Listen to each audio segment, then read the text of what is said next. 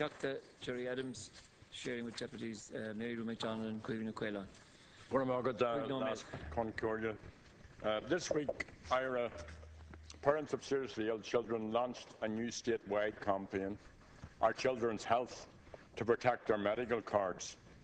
In response, the government's newly appointed Government Minister, Charlie Flanagan, said, and I quote, he hopes that everyone who needs a medical card in this country, Maria, would have one. He hopes. Needs to do much more than that, Minister.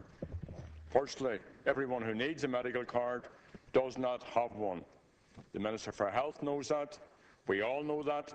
Secondly, this type of response, indicative of a dysfunctional government, is causing serious distress to so many citizens, and it's pathetic and totally unacceptable. And the government from the Taoiseach down is denying its role in creating and sustaining this crisis.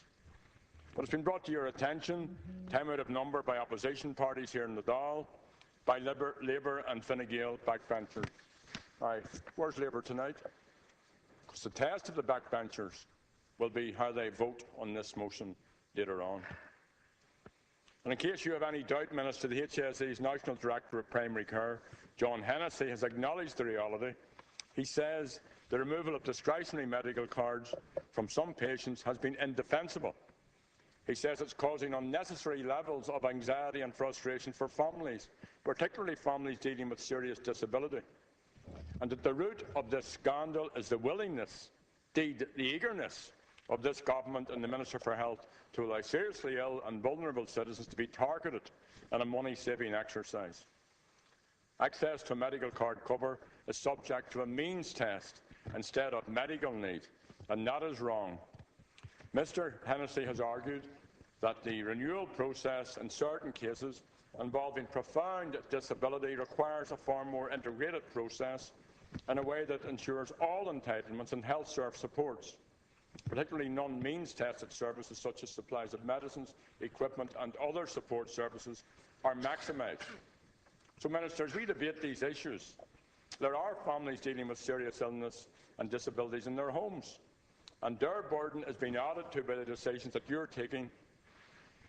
Mary O'Kane from Laytown. She's 86 years of age. She's living alone. Her medical card was withdrawn following self-assessment. There's no way of checking whether an elderly citizen such as Mary ticked the incorrect income box and lost their cards as a result. Lily Redmond from Grange's and Drogheda, diagnosed with Down syndrome, has food aversions. She's attended a range of specialists and therapists. She's never eaten solid food. She only can take fluids.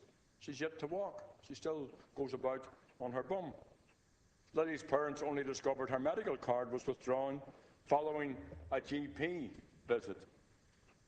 Eve North, another girl, 12-year-old, from the same locality, medical card taken. Pamela Donnelly from Julianstown has sleep apnea, requiring the use of a continuous positive airway pressure machine. She's under GP and hospital care. Pamela's full medical card was withdrawn following a review citing income in excess of guidelines. But a GP card does not cover the cost of the CPAP machine, which is €111 a month. As a result, she has no machine from January 2014. Another citizen, and I won't give his name, from Bettystown has cancer. No, made the one. He's undergone surgery and chemotherapy. He's still attending hospital for follow-up. He requires a colostomy bag daily.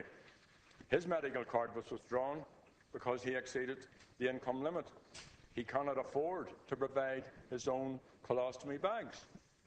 Sin and scale.